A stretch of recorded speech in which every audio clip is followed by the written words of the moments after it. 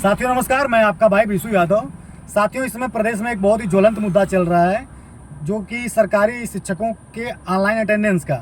उसमें सरकार और जो शिक्षक हैं वो आमने सामने आ चुके हैं। आज पहला दिन था अटेंडेंस ऑनलाइन लेने का, जिसमें 6 लाख शिक्षकों में मात्र 9 शिक्षक, समझ रहे हैं, 6 लाख में से मात्र 9 शिक्षकों ने ऑनलाइन अटेंडेंस दिया। ये साफ दर्शाता है कि जो सरकारी शिक्षक हैं सरकार की नीति से संतुष्ट नहीं है। हालांकि शिक्षक संगठनों का ये कहना है कि हम सरकार का विरोध नहीं कर रहे हैं, लेकिन हमारी भी कुछ मांगे हैं।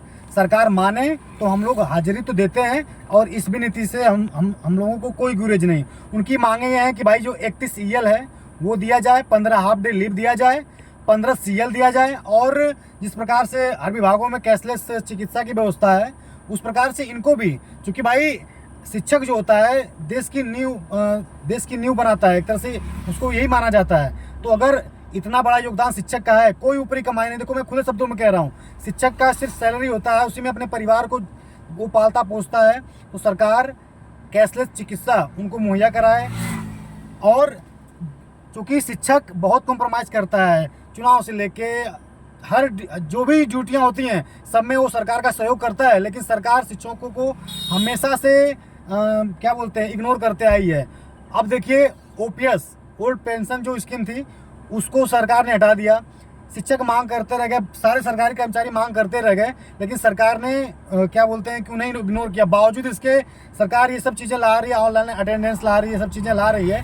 लेकिन भाई जो इनकी मांगे हैं 31 CL, 15 half day leave, 15 CL cashless चिकित्सा, आप इसको पूरा करो और आपकी हाजिरी ऑनलाइन लो। चाहे जो बेसिक के अधिकारी ये सब काम करवा रहे हैं उनको ला के वहीं छतों के ऊपर बैठाए दो, ठीक है, आगे बैठाए दो, वहीं पे 24 घंटा देखें कि शिक्षक कर क्या रहा है, 24 घंटे क्या देखो भाई। लेकिन इनकी कोई एक बात तो मानो। आपके सरकारी कर्मचारी हैं, आपसे मांग करने जाते हैं तो आप इनको इग्नोर करते हो, लेकिन आपको भाई हर घंटे का अपडेट चाहिए कि क्या कर रहे हैं। तो हम उसका विरोध नहीं करते हैं, लेकिन आपको भी ये मांग जो है कि माननी चाहिए। और दूसरी चीज़ कि सरकार को अपने कर्मचारियों का साथ देना ही पड़ेगा, क्योंकि आज 6 लाख अगर शिक्षक हैं, अगर उनका 5-5 वोट भी जोड़ लो ना तो 6 5 30 लाख। आप समझ सकते हो कि 2027 में चुनाव है, क्या हाल होगा अगर ये 30 लाख वोट अगर आपके विपक्ष में चले गए तो क्या होगा। सरकार को मानना ही पड़ेगा, क्योंकि बेरोजगार युवा तो परेशान है ही सरकार से, किसान परेशानी है इस सरकार से, सब परेशान है, व्यापारी परेशानी है सरकार से। लोकसभा चुनाव में अगर नाराज़गी थी तभी आपको ये हाल, इस सरकार का ये हाल हुआ कि आप देख सकते हो कि कोई कल्पना नहीं किया था इतनी सीटें ये सरकार हारेगी। उसका रीज़न क्या था कि सरकार किसी की बात नहीं मानती थी। जैसे मेरा ही है, मैं नए शिक्षक भर्ती के लिए 6 साल से लड़ाई लड़ रहा हूँ, लेकिन सरकार हम लोग की बात नहीं मानती है, हमेशा से इग्नोर करते आई है। हम लोग जब भी भर्ती की मांग किए, लाठी चलाना, FIR कराना, क्या बोलते हैं कि सड़कों पर घसीटना, ये सब काम किया। तो भाई आप जब हमारी बात नहीं सुनोगे तो हमारे पास और विकल्प क्या रहेगा। इसलिए सरकार से हम निवेदन करते हैं कि आप शिक्षकों की बात को मानिए, और ये जो आपने आदेश लाया है ऑनलाइन क्या बोलते हैं अटेंडेंस का, इस फैसलों को तब तक आप टालिए जब तक कि आप ये 31 EL 15 half day leave, 15 CL cashless चिकित्सा, इन सभी उनकी जो मांगे उनको पूरा नहीं कर लेते हैं। और मैं बिशु यादव पूर्ण समर्थन करता हूं, मेरी पूरी टीम शिक्षकों के साथ है।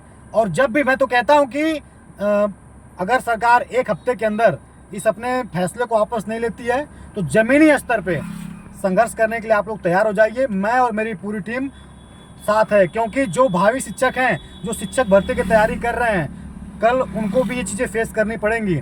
और यूनिटी बनाए रखिए। जो 9 लोग बहके हो ना भाई, माफ़ी मांग के आ जाओ, ठीक है, वरना आप मुंह नहीं दिखा पाओगे ना समाज में, ना अपने शिक्षक साथियों को।